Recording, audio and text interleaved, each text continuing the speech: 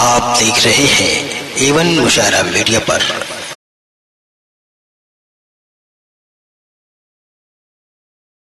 شاعر مشرق علامہ اقبال علیہ الرحمہ نے کیا خوب کہا ہے، تیرے ضمیر پہ جب تک نہ ہو نزول کتاب، تیرے ضمیر پہ جب تک نہ ہو نزول کتاب، گرہ کشا ناراضی نہ صاحب کشاف۔ قرآن کریم امت مسلمہ کی روح ہے، وہ تڑپتے دل کی فریاد اور سسکتی روح کا علاج ہے۔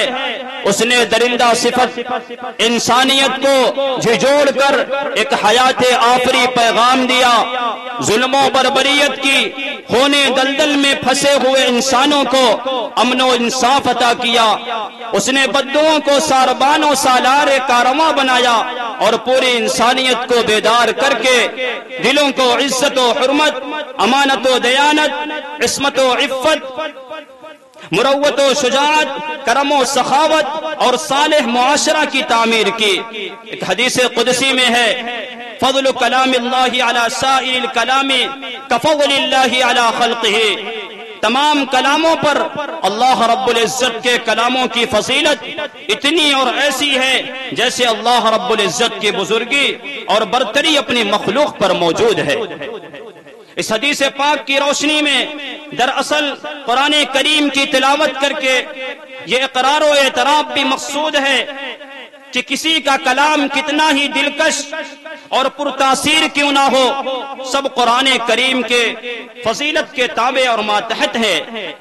یہ ممکن ہی نہیں کہ قرآن کریم جیسا کسی کا کلام ہو جائے، نہ فصاحت و بلاغت میں، نہ عبارت کی سلاست اور ترکیبی حسن میں، اور نہ معانی کی وسعت اور گہرائی و بلندی میں، اور نہ دلوں میں اثر کرنے میں۔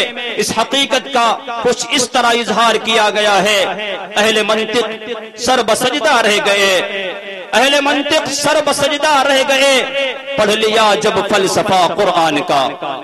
سب سے افضل کلام سے جلسہ کا افتتاح افضل ہے۔ کلام اللہ سارے کلاموں کا صدر ہے اور صدر کا مقام سب سے آگے ہوتا ہے۔ اس کی ہر سورہ اپنی خاص خصوصیت رکھتی ہے، جس سے بھی جلسہ کا آغاز کیا جائے فضیلت حاصل ہوگی اور جلسہ بابرکت بنے گا۔ لہذا ام بلا کسی تاخیر کے قاری خوش الحان حضرت مولانا قاری ارشد صاحب الہ آبادی کو ان 4 مصروں کے ساتھ دعوت کلام اللہ کی کے لیے دعوت دیتا ہوں۔ آ چکے لوگ دیوانہ ابھی باقی ہے، افتتاح در میخانہ ابھی باقی ہے۔ سبزہ ہے گل ہے فصل بہار ہے، سبزہ ہے گل ہے فصل بہار ہے، سب آ چکے صرف آپ کا انتظار ہے۔ حضرت قاری صاحب ڈائز پر۔ السلام علیکم ورحمۃ اللہ وبرکاتہ۔ اعوذ باللہ من الشیطان الرجیم۔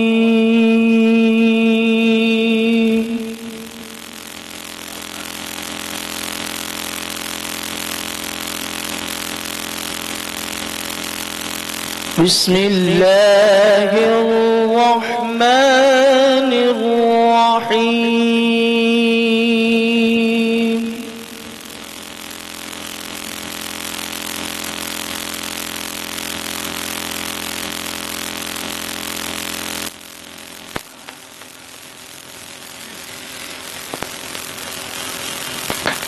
لو أنزلنا هذا القرآن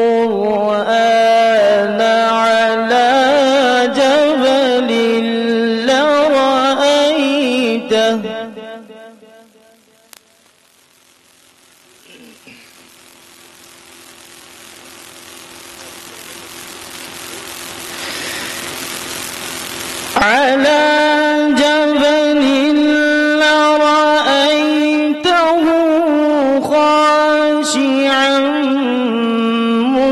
متصدعا من خشية الله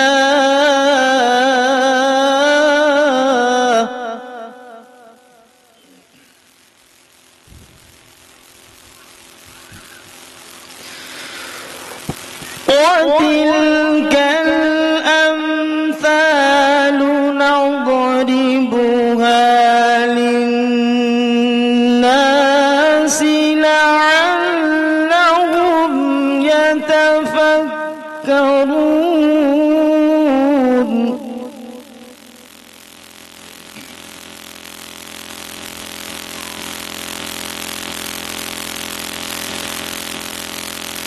هو الله الذي لا إله إلا هو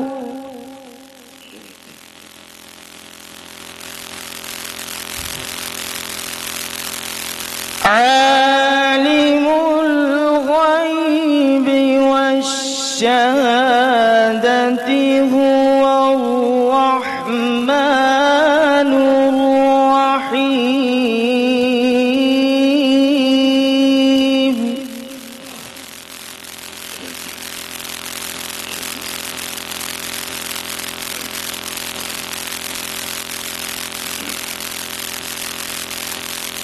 بسم الله الرحمن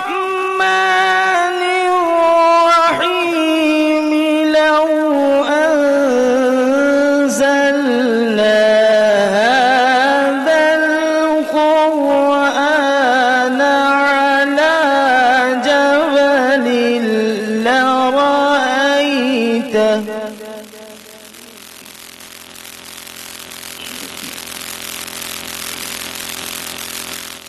بسم الله الرحمن الرحيم. لو أنزلنا هذا القرآن على جبل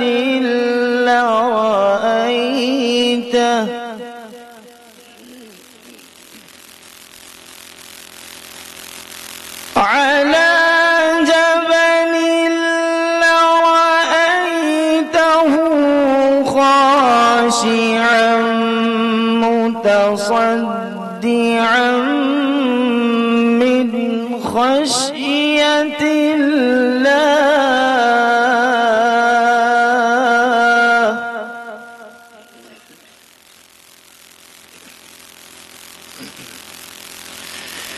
وتلك الأمثال نضربها للناس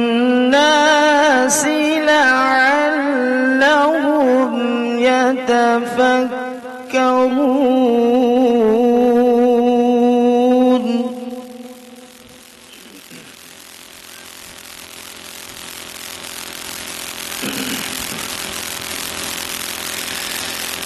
هو الله الذي لا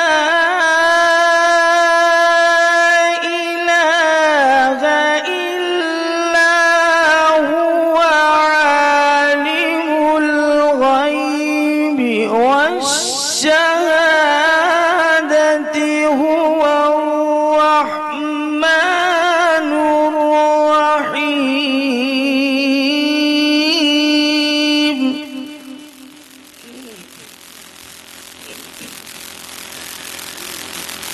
هو الله الذي لا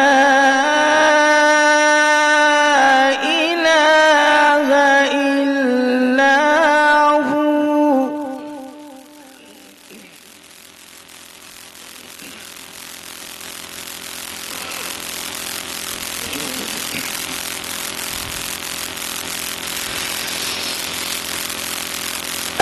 الملك القدوس السلام المؤمن المهيمن العزيز الجبار المتكبر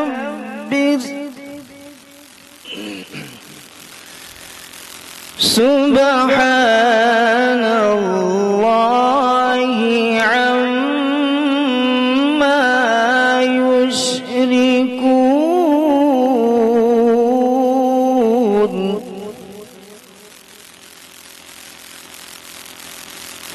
الله الخالق البارئ المصور له الأسماء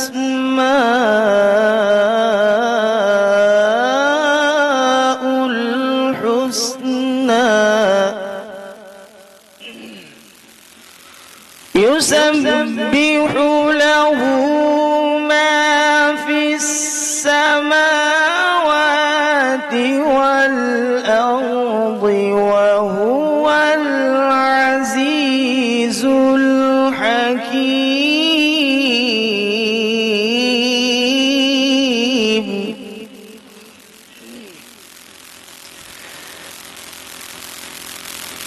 الله أكبر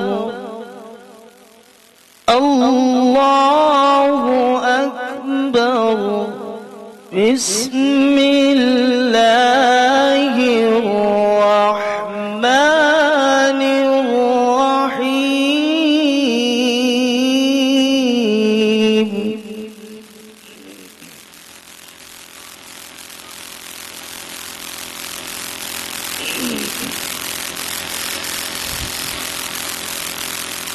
الله أكبر لا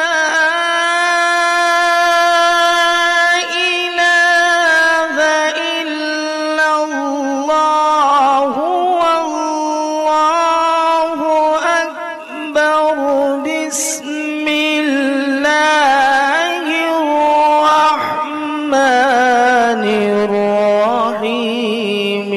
قل هو الله أحد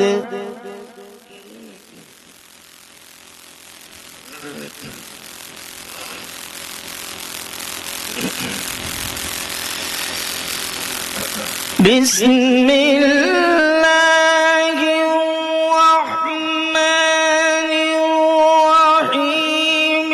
قل هو الله أحد الله الصمد لم يلد ولم يولد ولم يكن له كفوا أحد.